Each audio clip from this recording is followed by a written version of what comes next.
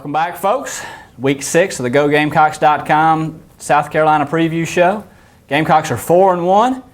That's a fact that's gotten lost a little bit in all of the 2 weeks of drama. Heading the drama list this week is Jadeveon Clowney, as it maybe every week this season. Clowney sits out the Kentucky game. Steve Spurrier's angry after the game. Steve Spurrier backtracks a little bit on Tuesday. Jadeveon Clowney says, well, of course I'm committed to this team. I'm going to do my best to play. Steve Spurrier says, he's going to try to get on the practice field. We'll see. That's the nutshell version. Clowney responded to that earlier this week. I think he said all the right things, but people have asked me, David, over and over this week, what does Jadeveon Clowney need to do to get back in the good graces of South Carolina fans? I said it's got nothing to do with what he says. It's got to do with how he plays. When do you think he will play, and how do you think he will play? Well, it's hard to say if he'll play this week, Josh. Right. I mean, he did seem to say that he was in some pain. Yeah. He is getting treatment. As we've heard, they're hoping to get him back on the field, but you just don't know. My whole thing, Josh, is nobody's going to be satisfied until he goes out and has 2 or 3 sacks a game. Yeah. Playing against Arkansas, a run-dominated team that doesn't pass except in cases of extreme emergency, I'm not sure how much Jadeveon Clowney will be able to make an impact anyway. Obviously, Arkansas runs a 2-back system, right. So you're not going to be able, even if Clowney's on the field and you're trying to double team him and run to the other side, you've still got another back who can try to split that difference and go at him from all variety of ways. Even if Jadeveon Clowney does play this week against Arkansas, I'm not sure how much of an impact he's going to have, so the fans will probably have something else to gripe about next week because I don't know how much production he'll have if he gets on the field. That's a decent point, and the fact that we've spent so much attention on Clowney this week has obscured a little bit a defense that's still scuffling along. Steve Spurrier keeps alluding to changes, personnel changes, but I kind of feel like we've heard that before. I'll be interested to see Saturday what actually happens and how much difference it makes.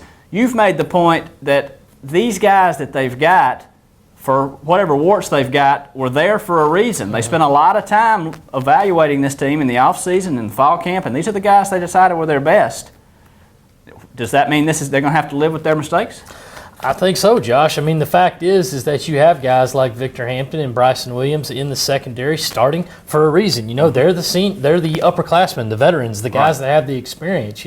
I know that they haven't maybe played up to snuff. Vic Hampton in particular had a really rough game against Kentucky. He did. But what do you get by benching him? It's one of those where, are you going to put in a guy like Chaz Elder? Are you going to put in a guy like Jamari Smith to replace those guys, the guys that don't have a lot of experience? Now, it may work this week because you are playing a predominantly running team. But the fact is that you're going to have to get that experience back on the field at some point. And, for the linebacker core, Josh, as well as I do, your freshmen subbing out for freshmen. Right. Sophomore subbing out for freshmen. I mean, what do you really gain? It's going to be interesting to see how they play that. Grady Brown and Spurrier have said that they're going to make some changes, nothing specific yet. Right. So we'll just have to see what happens on Saturday at 12:21.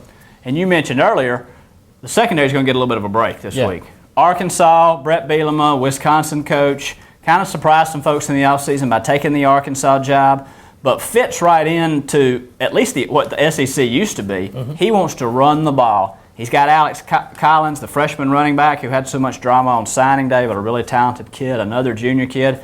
Their quarterback, their wide receivers, their offensive lines, pass blocking, not great. They're going to run the ball, and try to hold on to it, try to keep a South Carolina offense that's really been very good off the field. It's one of those things, Josh, we've seen the South Carolina offense come out in the quick strike. I mean, they like that 4th or 5th play of the game, just going deep and getting a one-on-one receiver. Worked very well last week with Demir Bird, who, called it right in his hands, stepped out of a tackle and scored a 62-yard touchdown. USC, I think, is going to need a lot of that this week because Spurrier likes to get ahead and then start running the ball. We've seen it before where if he gets behind even by a touchdown, even in the first quarter, he might start to try to panic and start throwing the ball all over the place when he doesn't really need to. How it needs to go to plan for USC to win this game, get a quick touchdown early and then start handing the ball to Mike Davis. Because, Arkansas is not going to throw unless they have to. Right. Brandon Allen completed less than 50% of his passes, and he's thrown 8 picks already. They are not going to throw unless they absolutely cannot run. Well, you mentioned who's going to win this game. I'll take that first this week. I've got the Gamecocks. I can certainly write out a script where Arkansas wins this game. But I think top 22 South Carolina is still better. I know they have not played well in Fayetteville. I know they've looked shaky. I'm still holding on to at least what was my belief of this team at the beginning of the year, that they've got a chance to be really good. if you're really good, you can bounce back. You can beat an okay Arkansas team no matter where you play them. I think South Carolina wins this game, again, on the strength of their offense, 28-14. What do you got? Well, Josh, I picked this game as a loss in the preseason. Right. I know that's the preseason. That was 6 weeks ago. But looking at all the drama that has gone on in the past 3 weeks, and, without Jadeveon Clowney entering into it, right. The defense has given up 15, 15, and 21 their last three fourth quarters.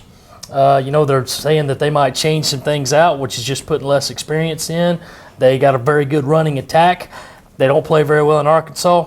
Can't change my prediction. Arkansas 24-21. I don't think a lot of South Carolina fans can argue with you. It'll be very interesting to see. Starts a 3-game road trip that's really going to define the season. Very much so. I mean, this is the start of the grind, boy. You do not want to start it with a loss. We'll have all the action for you Saturday from Fayetteville, and we'll be back next week with another GoGamecocks.com preview show.